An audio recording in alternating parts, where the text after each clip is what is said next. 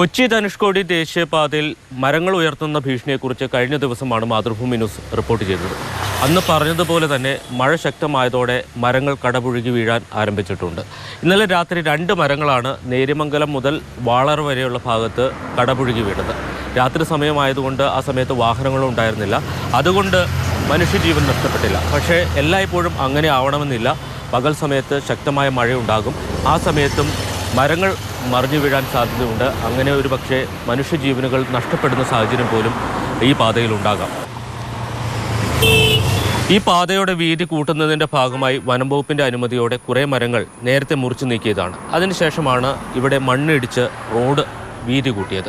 അപ്പോൾ സംഭവിച്ചത് ഇത്തരം ചില മരങ്ങൾ അത് പാതയോരത്തേക്ക് എത്തപ്പെട്ടു എന്നുള്ളതാണ്. അതിൻ്റെ ചോട്ടിൽ നിന്നും മണ്ണിടിച്ച് നീക്കി വേരുകൾ മുറിച്ചു. പക്ഷേ വനം വകുപ്പിൻ്റെ അനുമതിയില്ലാത്തതിനാൽ ആ മരങ്ങൾ മുറിച്ചു നീക്കാൻ കഴിഞ്ഞില്ല. ഇത്തരത്തിൽ 100-ലേറെ മരങ്ങൾ ഈ പാതയോരത്ത് കാണാം. ഈ മരങ്ങളാണ് ഇപ്പോൾ ഭീഷണി ഉയർത്തുന്നത്.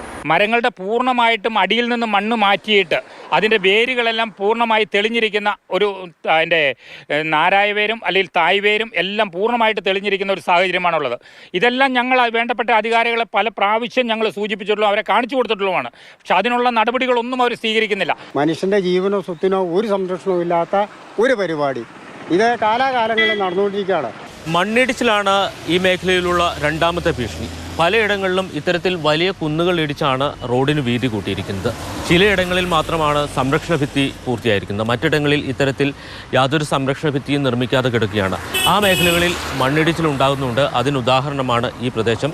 ഈ പ്രദേശത്ത് ഇന്നലെ പെയ്ത മഴയിലാണ് ഇവിടെ വലിയ രീതിയിൽ മണ്ണിടിഞ്ഞ് റോഡിലേക്ക് പതിച്ചിരിക്കുന്നത്. മണ്ണിടിഞ്ഞും മരം മറിഞ്ഞും അപകടങ്ങൾ ധാരാളം ആളുകൾ മരിക്കുന്നുണ്ട്.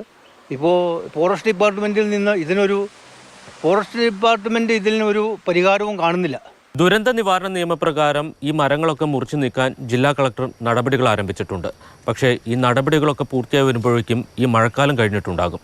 അല്ലെങ്കിൽ യുദ്ധകാല അടിസ്ഥാനത്തിൽ അത് പൂർത്തിയാക്കണം.